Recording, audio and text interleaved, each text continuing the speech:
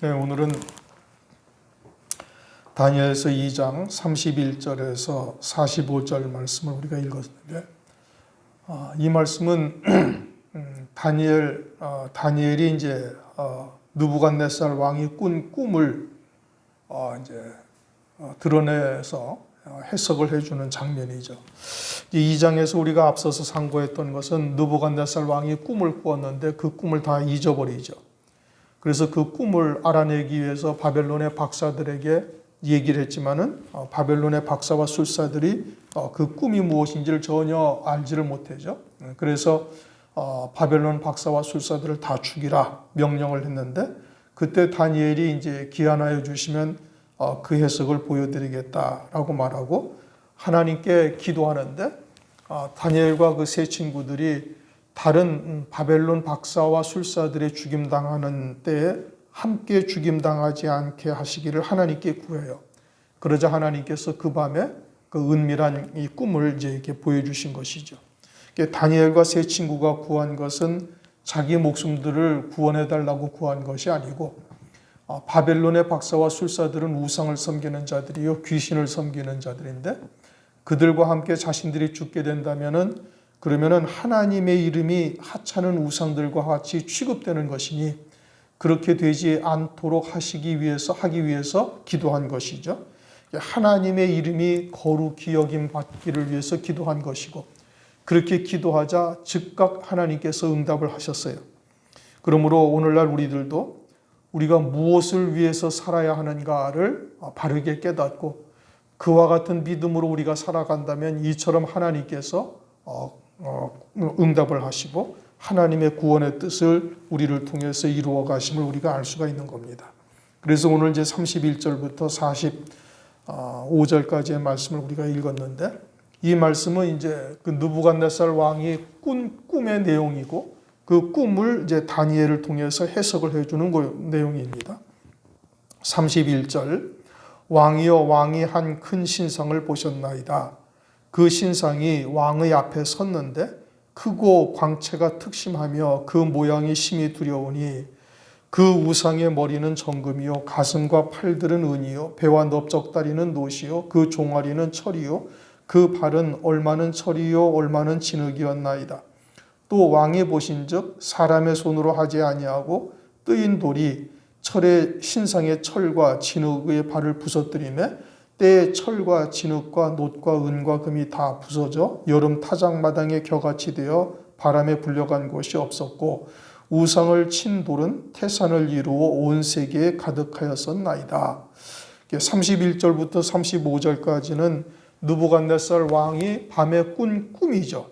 신상을 꾸었는데 그것을 쭉 이제 이야기를 하고 있습니다. 그리고 이제 그것을 이제 사람의 형상으로 우상이 나타났는데 그 형상을 5부분으로 설명하고 있어요. 머리는 정금이고 가슴과 팔들은 은이고 배와 넓적다리는 노시고 종아리는 철이고 그리고 그 발은 얼마는 철이요 얼마는 흙이라, 이렇게 이야기를 하고 있습니다. 그런데 이제 일반적으로 이 다니엘서 2장에 나타난 이 금신상을 어떻게 해석을 하는가? 이제 네 부분으로 해석을 하죠. 대부분의 교단들이 그렇게 해석을 하고, 종아리가 철이고 발에 얼마는 철이요 얼마는 흙이라, 이렇게 말씀을 했는데 이 종아리와 발을 다 하나로만 해석을 하는 겁니다. 그런데 34절을 다시 한번 읽어보시면은 또 왕이 보신즉 사람의 손으로 하지 아니하고 뜨인 돌이 신상의 철과 진흙의 발을 쳐서 부서뜨렸다라고 말씀을 하고 있어요. 종아리는 철이고 발은 철과 진흙으로 되어 있는데 34절에는 발만 부서뜨린 것으로 말씀을 하고 있어요. 철 종아리는 부서뜨렸다 이렇게 말씀하지 아니하시고, 우상을 뜨인 돌이 신상의 철과 진흙의 발을 부서뜨렸다 그렇게 말씀을 하고 있죠. 그러니까 종아리는 철로만 되어 있고 발은 철과 진흙으로 되어 있어요. 그러니 말씀을 자세히 보면은 전혀 다른 것을 말씀하고 있는 겁니다. 그러므로 이것은 5부분으로 말씀하는 것이고, 바벨론 이후 5나라를 말씀하고 있는 것입니다. 그것을 우선 이제 정확하게 볼 수 있어야 되는 겁니다. 그러면서 32절에 우상의 머리는 정금이다. 우상의 머리는 정금인데 이것을 37절, 38절에서 바벨론의 느부갓네살 왕인 것을 말씀하고 있어요. 37절 왕이여 왕은 열 왕의 왕이시라. 하늘의 하나님이 나라와 권세와 능력과 영광을 왕에게 주셨고 인생들과 들짐승과 공중의 새들 어느 곳에 있는 것을 물어나고 그것들을 왕의 손에 붙이사 다 다스리게 하셨으니 왕은 곧 그 금머리니이다 하면서 정금머리, 정금으로 된 머리는 곧 누구를 말하는 것이냐? 바벨론 느부갓네살 왕을 말하고 있음을 이제 나타내고 있는 것이고 바벨론 느부갓네살 왕 이후에 이제 그와 같이 세상을 다스리는 왕들이 어떻게 나타날 것인가? 특별히 이스라엘 백성들을 대적하고 이스라엘 백성들을 괴롭히는 이와 같은 왕들이 이제 어떻게 나타날 것인가? 하나님의 나라를 대적하는 나라들의 모습을 이제 쭉 보여주시고 있는 겁니다. 그러면서 바벨론을 무너뜨리고 등장한 나라는 이제 메대와 바사죠. 그것을 이제 39절에 말씀하고 있는 겁니다. 왕의 후에 왕만 못한 다른 나라가 일어날 것이요. 셋째로는 또 놋과 같은 나라가 일어나서 온 세계를 다스릴 것이며 이게 느부갓네살 왕 이후에 이제 나타날 왕들이죠. 그래서 머리는 정금으로 되어 있고 가슴과 팔은 은이다 이렇게 말씀을 하고 있는데 이것이 메대와 바사 나라인 것을 말씀하고 있어요. 이것은 뒤에 다니엘서 8장에서도 구체적으로 말씀하고 있는데 다니엘서 8장 20절, 21절을 보면 바벨론 이후에 어떤 나라들이 등장을 하고 그들이 이제 계속해서 이스라엘 하나님의 나라를 괴롭히게 될 것인가를 말씀하고 있죠. 다니엘서 8장 20절을 보면 내가 본 바 두 뿔 가진 수양은 곧 메대와 바사 왕들이요 털이 많은 수염소는 곧 헬라 왕이요 두 눈 사이에 있는 큰 뿔은 그 첫째 왕이요 하면서 메대와 바사 그리고 헬라 나라가 되어질 것을 말씀을 하고 있는 겁니다. 그러므로 우상의 머리는 정금이다 라는 것은 바벨론이고 가슴과 팔들은 은이다 라는 것은 메대와 바사 왕을 말하는 것이고 배와 넓적다리는 놋이다 라는 것은 메대와 바사 이후에 헬라 나라를 말하는 겁니다. 헬라 나라의 알렉산더 대왕이죠. 그에 의해서 메대와 바사가 무너지고 헬라 제국이 등장을 하는 겁니다. 그리고 이제 그 다음에 밑으로 종아리는 철이요라고 이제 이야기를 하고 있어요. 철과 같은 나라 역시 이제 종아리가 둘이니까 둘로 나뉘게 되는데 로마를 의미하고 있죠. 이것은 이제 계시록에서 가서 보십시다.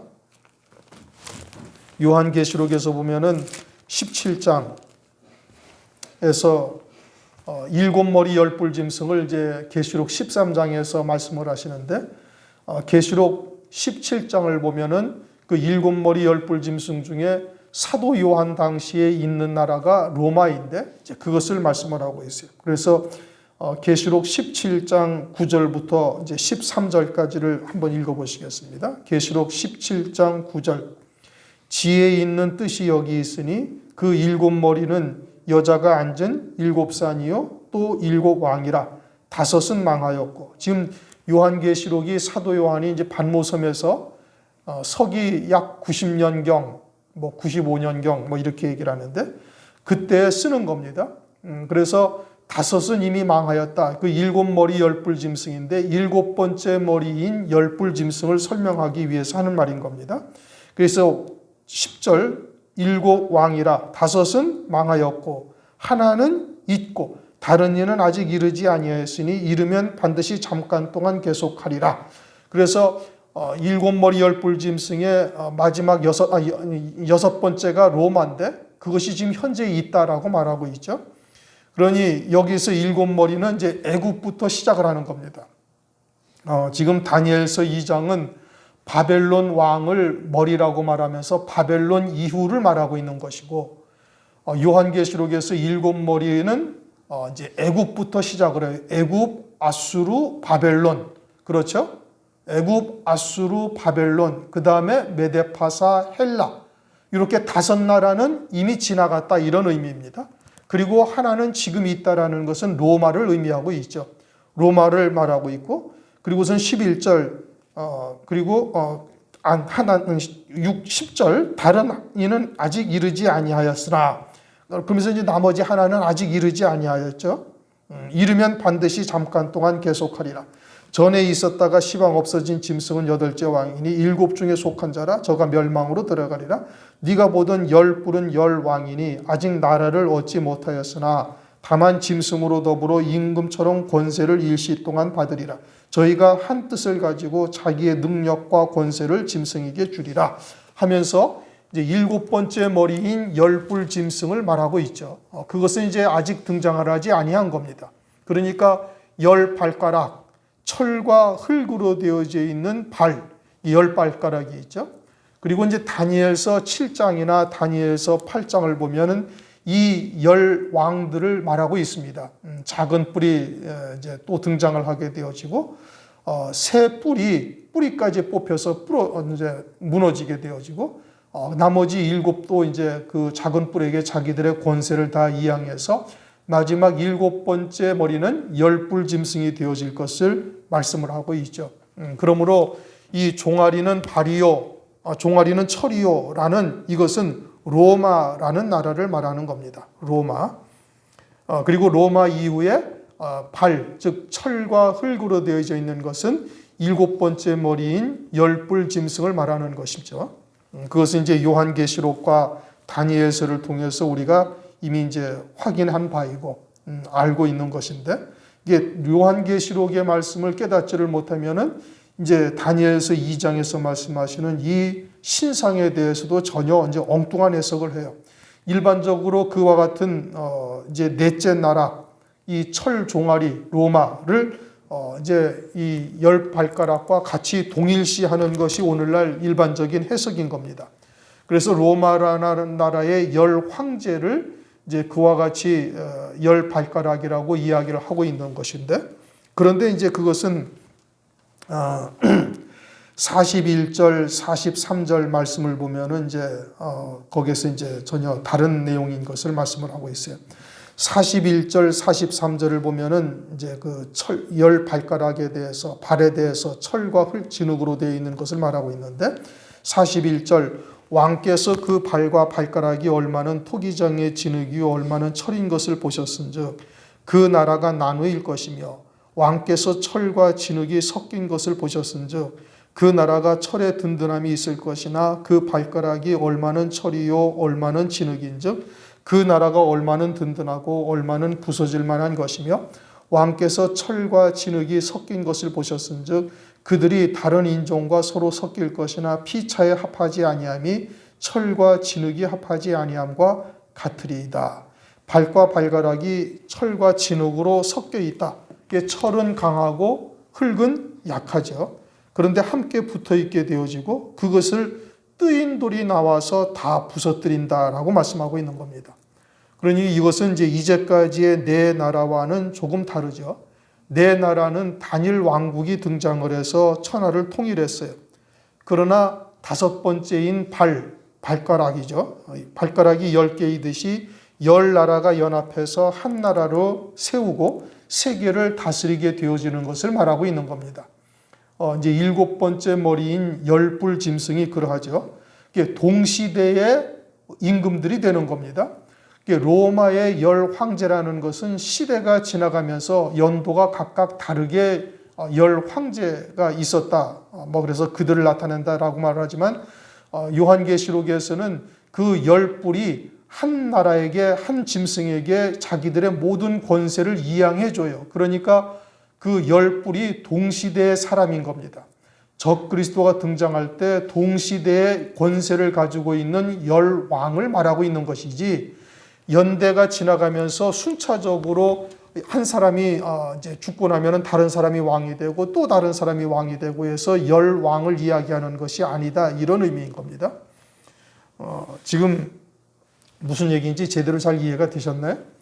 로마의 10황제를 말한다고 일반적으로 주석이나 우리 장로교단에서는 그렇게 해석을 하고 있는데, 그것은 요한계시록에서 말씀과는 전혀 맞지가 아니한 것이죠. 그 요한계시록에서는 열 뿔이 한 시대에 있었던 것이고 그들이 동시에 짐승에게 자기들의 권세를 그대로 다 이양해 준다. 지금 계시록 17장에서 그렇게 말씀을 하고 있어요. 그러니까 로마 시대의 열 황제라는 것은 전혀 말씀이 맞지가 않다. 이런 의미인 겁니다. 그러므로 종아리, 철은 로마 시대를 말하는 것이고 철과 흙으로 되어져 있는 열, 발가락 또 발은 이 마지막 때 7번째 머리인 열뿔 짐승을 말하는 것이다. 이제 그것을 지금 강조해서 말씀을 드리고 있는 겁니다. 그리고 예수님이 오셔가지고 로마 나라의 때 그들을 갖다가 쳐서 멸하였다. 쳐서 멸한 게 아니죠. 오히려 예수님은 로마의 군사의 권세에 의해서 죽임을 당하셨잖아요. 그러니까 이제 일반적으로 그러면 영적인 하나님의 나라가 이루어진 것이다. 이렇게 얘기를 하는데 성경은 영적인 하나님의 나라를 말씀하시는 것이 아니라 실제적인 주님의 나라가 이 땅에 이루어질 것을 말씀을 하고 있어요. 44절을 한번 읽어보시겠습니다. 44절. 이 열 왕의 때에 하늘에 안에, 그러니까 열 왕이 한 시대에 있는 왕들을 말하는 겁니다. 그러니까 적그리스도가 등장을 해서 적그리스도에게 권세를 이양하고 그리고 그들과 함께 이제 다스리는 이 열 왕의 때에 하늘의 하나님이 한 나라를 세우시리니 이것은 영원히 망하지도 아니할 것이요 그 국권이 다른 백성에게도 돌아가지도 아니할 것이요 도리어 이 모든 나라를 쳐서 멸하고 영원히 설 것이라. 그러니까 이 나라는 영적인 하나님의 나라. 이제 일반적으로 그 해석을 어떻게 하는 거 아니? 이제 로마 나라를 말하고 그리고 그리스도께서 오셔서 우리의 심령 속에 하나님의 나라가 이루어지고 그 나라가 영원한 나라가 된다라고 말하고 있어요. 그러나 이 말씀이 그렇다면은 이제 예수님 당시의 유대인들은 자타가 인정하는 하나님의 백성들이잖아요. 그런데 그들은 예수님을 영접지 아니하므로 하나님의 나라가 이루어지지 아니한 거예요. 그러므로 이와 같은 하나님의 말씀은 누구에게는 이루어지고 누구에게는 이루어지지 아니하는 이와 같은 말씀이 아니라 반드시 하나님의 택한 백성들에게는 그 나라가 반드시 이루어지고 쳐서 멸하는 이와 같은 나라가 있게 되어질 것을 말씀을 하고 있는데 이것은 주님이 재림하심으로 말미암아 이루어지는 그리스도의 나라를 의미하고 있죠. 그때는 계시록 19장에서 보면 주님의 입에서 이한검이 나오고 대적하는 자들 다 진멸하고 7 진노의 대접이 쏟아지게 되어지면 이 지상에 있는 모든 사람들, 짐승들, 생물들이 다 죽고 멸해지게 되어지고 하나님의 나라가 이 땅에 이루어지면서 이제 새 나라로 바뀌어지죠. 옷을 갈아입듯이 갈아입게 되어지고 그리스도의 나라로 바뀌어지고 그리스도께서 친히 다스리시는 하나님의 나라 천년 왕국이 이 땅에서 이루어지는 겁니다. 이사야서 35장이나 이사야서 65장 즉 메시아 왕국이 이루어지고 우리들에게는 그리스도로 말미암아 천년 왕국이 이 땅에서도 이루어지는 거예요. 그러니 이와 같은 그 나라를 완전히 쳐서 멸하고 열 왕의 때에 이와 같이 쳐서 멸하고 하나님의 나라가 영원히 서게 되어질 것을 말씀을 하시는데 이것은 주의 재림과 아주 직결되어져 있는 재림의 때를 말하는 것이지 초림의 그리스도를 말하는 것이 아니다 이겁니다. 그리고 재림하시는 그리스도께서 이와 같이 적그리스도와 거짓 선지자를 요한계시록 19장 20절 보면은 가장 먼저 지옥에 떨어지는 자들이 적그리스도와 거짓 선지자가 지옥에 떨어져요. 그리고 사탄 마귀는 무저갱에 갇혀 있게 되죠. 1000년 동안 무저갱에 갇혀 있게 되죠. 그러니까 쳐서 멸하고 완전히 멸해지게 되어지는 것은 주의 재림의 때를 말하는 것이지 주의 초림의 때를 말씀하고 있는 것이 아니다. 그것을 우리가 정확하게 하나님의 말씀을 깨달아야 되는 것입니다. 그리고 이제 뜨인 돌이라고 말씀하고 있죠. 이제 34절에도 보면은 또 왕이 보신즉 사람의 손으로 하지 아니하고 뜨인 돌이 신상의 철과 진흙의 발을 쳐서 부서뜨린다. 34절에 그렇게 말씀을 하고 있죠. 그리고 45절에서도 왕이 사람의 손으로 아니하고 산에서 뜨인 돌이 철과 놋과 진흙과 은과 금을 부서뜨린 것을 보신 것은 이게 철과 놋과 진흙과 은과 금을 부서뜨렸다. 그것은 이제 그 이전에 있었던 바벨론으로부터 메데파사, 헬라, 로마 그리고 7번째 머리인 열불 짐승까지를 모두를 다 말하고 있죠. 그 열불 짐승까지의 모든 하나님의 나라를 대적하던 자들은 마귀의 하수인들이었죠. 그것들을 다 부서뜨렸다는 것은 마귀를 무적행에 1000년 동안 가두어 버린 것이고, 그 하수인으로 가장 크게 역사했던 적그리스도와 거짓 선지자들을 지옥에 완전히 내려보낸, 떨어뜨린 이와 같은 역사를 말씀을 하고 있는 겁니다. 그러니 이 뜨인 돌이라는 것은 누구를 말하는 것이냐? 초림하신 그리스도를 말하는 것이 아니라 재림하신 그리스도를 말씀하고 있는 거예요. 그리고 이제 요한계시록 13장을 보면은 7번째 머리인 열불 짐승이 바다에서 올라오죠.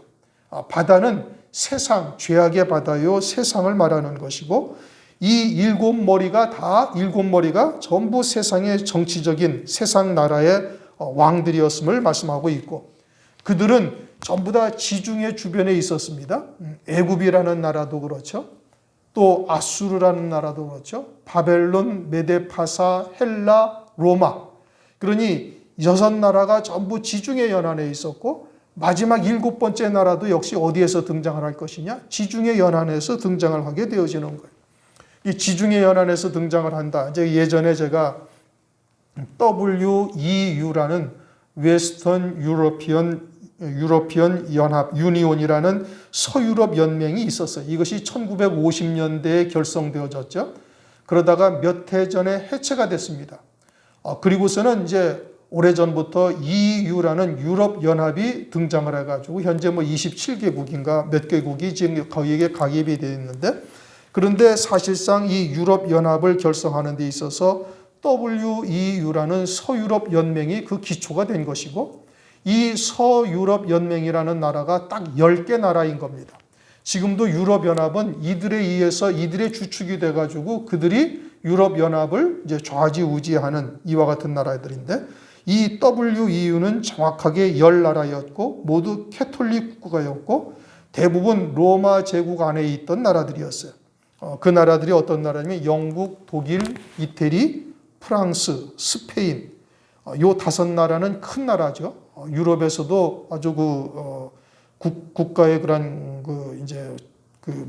비중이 꽤 큰 나라들이고, 나머지 5은 포르투갈, 그리스, 그리고 베네룩스 3국이라는 벨기에, 네덜란드, 룩셈부르크라는 나라인데, 요 나라들은 좀 약합니다.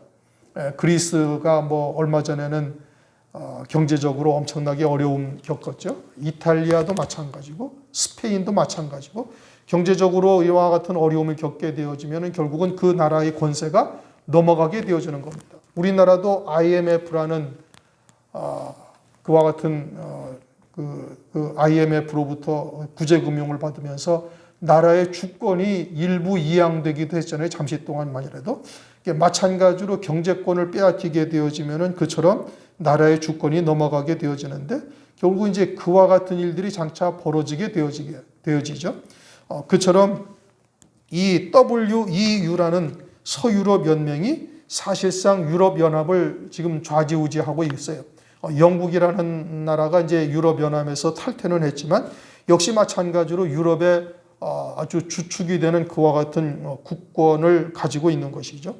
현재는 이제 미국이 세계에서 가장 큰 권세를 가지고 있고, 미국의 달러가 전 세계의 기축통화가 되어져 있습니다만은 앞으로는 그렇지를 못할 겁니다. 지금도 여러 가지의 도전을 받고 있는데, 앞으로는 유럽이 그와 같은 유럽으로 그 권세가 넘어가게 되어질 것이고, 적그리스도가 등장을 해서 세계를 다스리게 되죠. 하나님의 말씀대로 반드시 이루어져 가는 겁니다. 그것을 느부갓네살 왕의 꿈으로 계시하시고 다니엘을 통해서 우리에게 알게 하시는 겁니다. 우리가 44절, 45절 다시 한번 읽어보십시다. 이 열왕의 때에 하늘의 하나님이 한 날을 세우시리니 이것은 영원히 망하지도 아니할 것이요. 그것은 그리스도께서 이 땅에 재림하심으로써 이루어지는 그리스도의 나라죠. 우리가 바라보고 있는 천년 왕국인 겁니다. 이거는 계시록 11장 15절에서 말씀하고 있어요. 그 국권이 다른 백성에게로 돌아가지도 아니할 것이요. 도리어 이 모든 나라를 쳐서 멸하고 영원히 설 것이라. 왕이 사람의 손으로 하지 아니하고 산에서 뜨인 돌이 철과 놋과 진흙과 은과 금을 부서뜨린 것을 보신 것은 크신 하나님이 장래일을 왕께 알게 하신 것이라 이 꿈이 참되고 이 해석이 확실하니이다 라고 이제 해석을 했습니다. 예수님이 재림을 하심으로 말미암아 그리스도의 나라가 이루어질 것을 말씀하고 있고, 뜨인 돌이 이제 태산을 이룬다. 34절에도 35절에도 보면 그렇게 말씀하고 있죠. 때에 철과 진흙과 놋과 은과 금이 다 부서져 여름 타작마당에 겨같이 되어 바람에 불려간 곳이 없었고, 이제 완전히 이들이 소멸되어지는 겁니다. 주의 재림으로 말미암아 대적하던 자들이 완전히 다 소멸되어지고, 우상을 친 돌은 태산을 이루어 온 세계에 가득하였나이다. 우상을 친 돌은 태산을 이루어 온 세계에 가득하였나이다. 44절 끝부분에도 보면은 45절에도 보면은 왕이 사람의 손으로 하지 아니하고 산에서 뜨인 돌이 철과 놋과 진흙과 은금을 부서뜨린 것을 보신 것은 크신 하나님이 장래일을 왕께 알게 하신 것이라 이 꿈이 참되고 이 해석이 확실하니이다 하면서 우상을 친 돌이 태산에 가득하다. 35절에 그렇게 말씀을 하시는데, 우상을 친 돌이 세상에 가득하다. 그리고 재림하실 그리스도를 뜨인 돌이다. 이렇게 말씀하셨어요. 베드로전서 2장 4절에서 5절을 보면 이렇게 말씀을 하셔요. 사람에게는 버린 바가 되었으나 하나님께는 택하심을 입은 보배로운 산돌이신 예수에게 나와 너희도 산돌같이 신령한 집으로 세워지고 예수 그리스도로 말미암아 하나님이 기쁘게 받으실 신령한 제사를 드릴 거룩한 제사장이 될지니라. 예수 그리스도를 보배로운 산돌이다 이렇게 말씀하시면서 우리들도 예수께 나와서 산돌같이 신령한 집으로 세워지라. 그리고 거룩한 제사장이 될 것이다 라고 말씀하고 있죠. 주님과 같이 신령한 집으로 우리도 세워지는데, 이것은 그리스도의 영광, 그리스도와 함께한 후사, 다시 말하면 어린 양의 안에 그리스도의 신부의 영광을 말하고 있는 것이죠. 계시록 7장 9절을 보면은 흰옷을 입은 아무라도 셀 수 없는 큰 무리가 등장을 하고 손에 종려가지를 들고 어린 양의 보좌 앞에서 찬송을 한다. 계시록 7장 9절에 그렇게 말씀을 하고 있어요. 그들은 환난 가운데 예수 어린 양의 피에 그 옷을 씻어 희게 했다 이렇게 말씀을 하고 있죠. 환난 가운데 순교한 성도들이고, 그들은 첫째 부활의 영광을 입고 어린 양이 안에 그리스도의 신부가 될 성도들을 말하는 겁니다.